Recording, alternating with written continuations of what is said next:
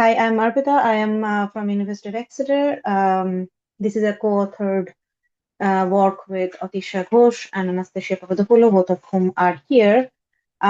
So this paper kind of came out from as a companion work that we have on group work perceptions, but we wanted to go a little bit beyond that in this paper and talk a little bit more about the nuances of group work from the peer assessment perspective. So, we have already heard this today. Group work is widely used as summative assessments, but there are ongoing work which says that in economics it's much less common than other disciplines. We all know the plus points of having group work.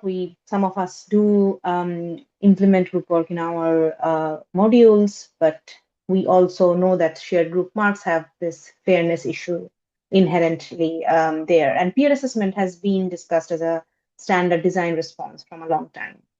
But adoption of peer assessment to counteract free riding or unequal contribution is yet kind of an existing question, and we are trying to hopefully progress a little bit on giving answers around that through this paper. So what this paper does is the research question is if and how do economics educators incorporate peer assessment within group work? So peer assessment can have a lot of different definitions. This is one of the definitions from Iowa State, for an example, that clearly states that it's about a range of activities in which students evaluate and provide feedback on the work of their peers. And why do we care about that? We do care about that because this is something that we see every day in our practice. Referee reports or collaborative projects that we do with each other, performance reviews, all of this kind of directly ties into the transferable skill development, which in the age of AI and trying to understand how students interact with each other, I think is extremely important. And I think that's what we are trying to concentrate on this paper. So it's a survey that was targeted towards UK-based academics. It ran from January to March 2024 online in Qualtrics. We had economics educators, but also some PhD students. The number of PhD students are quite small, but in total we have about 145 UK-based academics, each of whom saw two different types of course. The survey was incentivized. There was a random draw for £50 Amazon vouchers. So it is a voluntary participation in that sense. It's a hypothetical choice scenario survey. There were two large UG courses that were given, one quantitative, one mixed. We largely kind of tracked with what a UK undergraduate degree would look like, micro macro first year, or mathematics for economics, econometrics for second year, and intermediate micro macro and advanced micro macro, along with advanced maths. The academics were randomly assigned. So between year 1, year 2, and year 3, that was their level of study. And the survey kind of, so in between subjects, it was quite balanced, so to speak. And then the year assignments were not, it was randomized in that sense. So, however, each academic would have seen two different courses. So we have all total about 290 respondents in this survey, responses in the survey.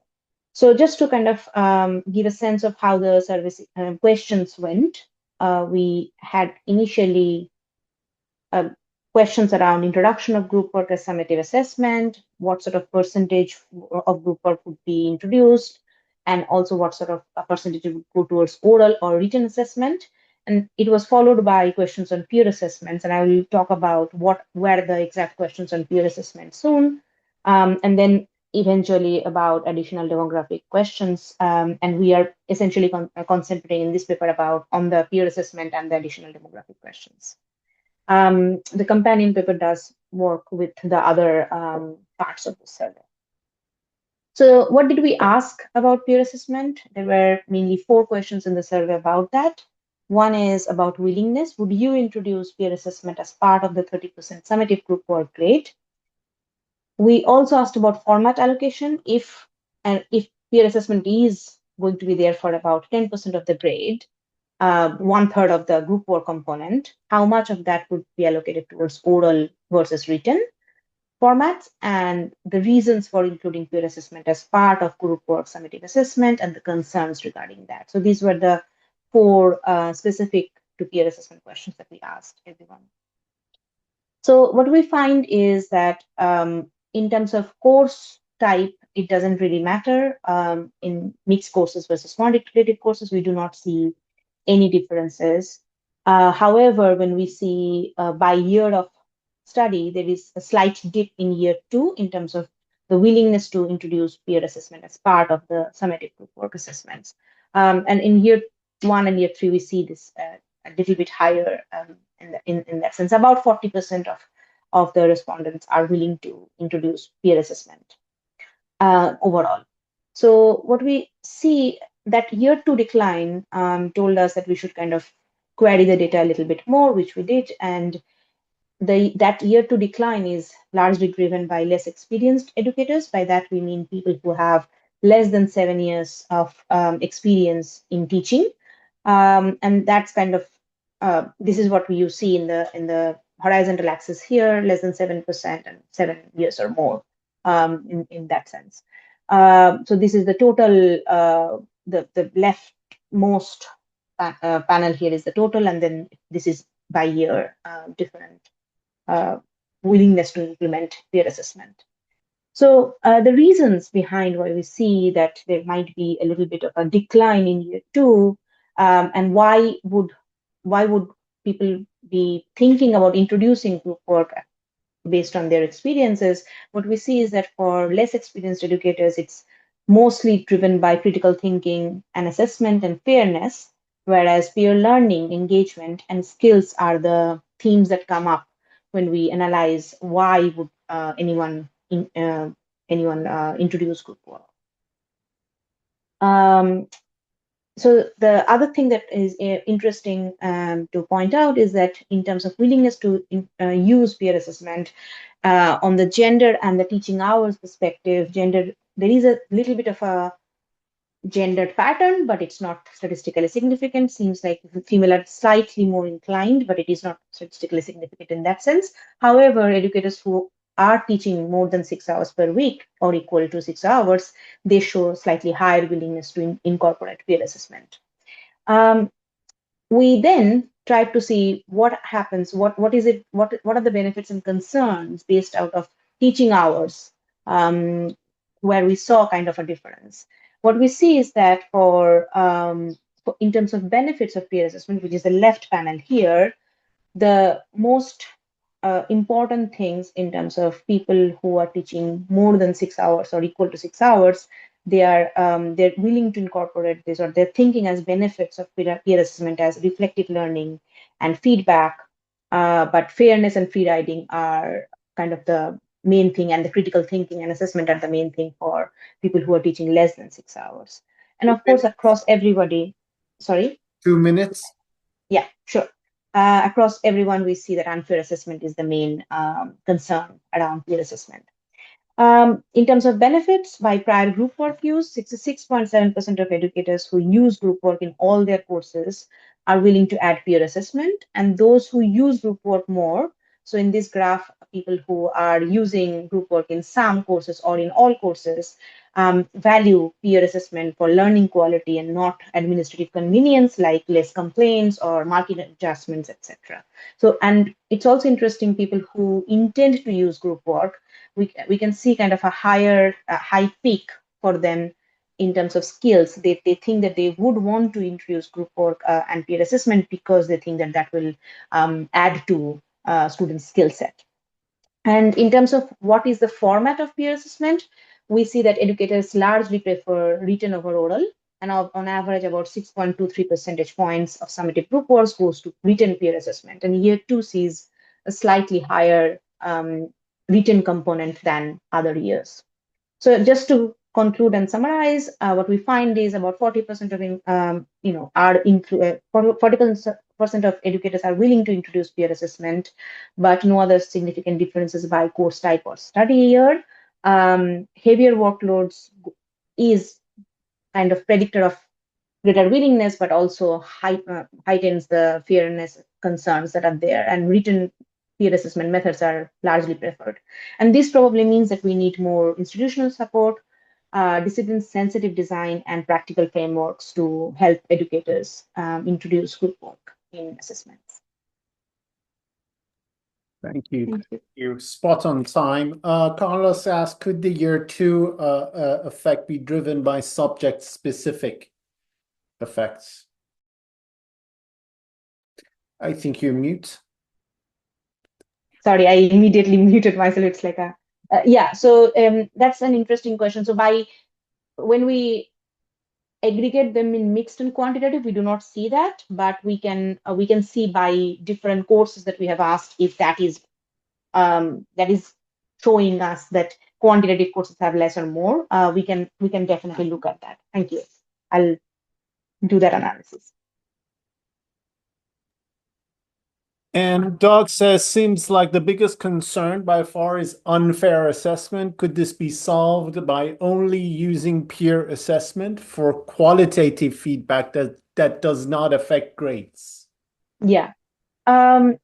Yes, we do see some educators mentioning that they think that the type of courses and the way that they introduce it might matter. For an example, there was a particular comment discussing about the fact that they think that quantitative courses are not it's not useful to have peer assessment in a quantitative course, but it would have been much more useful in a development economics course, for an example. So yeah, it could be the case that formative way of introducing group peer assessment is much more useful, but we don't have a way to know that. And also, but we can certainly look into the open comments. Yeah. Another question for Doug. Do they actually, the instructors, see the benefits for students who are giving feedback to the others? The process of feedback itself benefiting the students? Right. I might be able to do something about that. So this is a hypothetical choice experiment type of a thing. So it's not that they are indeed doing it. It's what they think that the concerns and benefits are. But we can definitely look into the open comments and see if they believe. So there is a little bit of a notion that comes out from this paper that educators believe that peer learning and engagement is kind of the key theme that comes across every time, right? So that probably goes towards what Doug is asking, but we can see specifically if there is something else that supports this. If I could just add on to that a little bit. Yeah. I think a lot of my students, they don't recognize what the top students are doing. So they submit something and they think it's really great, but they really benefit from seeing, oh, I guess I'm not putting in nearly as much effort as a lot of my peers are. And that's where you see the big effects of the peer assessment is it opens their eyes to possibilities that they hadn't imagined before. Yeah.